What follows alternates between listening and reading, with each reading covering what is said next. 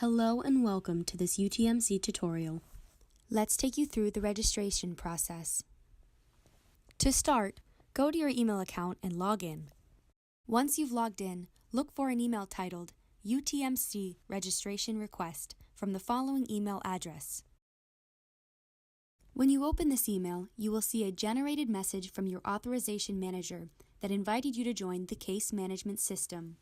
This message also provides a 4-digit PIN highlighted in red that will be active for 4 days.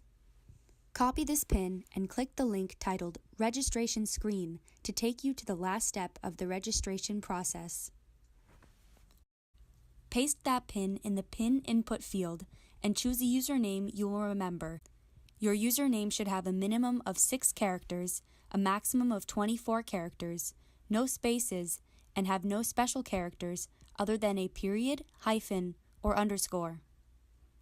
Next, enter your password twice to ensure that the password was entered correctly. Your password is case sensitive. Finally, you can see the Terms of Use agreement for your reference. After reviewing these, check the box to indicate that you have read and understood the Terms of Use agreement. Next, you will be able to click the blue Register button that will complete your registration process. You will also see that you are redirected to the login screen in the case management system where you will enter your username and password. This will send a PIN to your email once again to confirm your station login.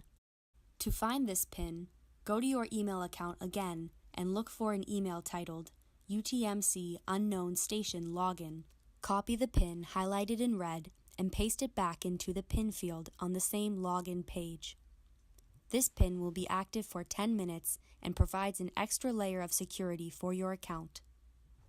Finally, you will be redirected to the dashboard of the case management system. That's all for now. Thanks for watching.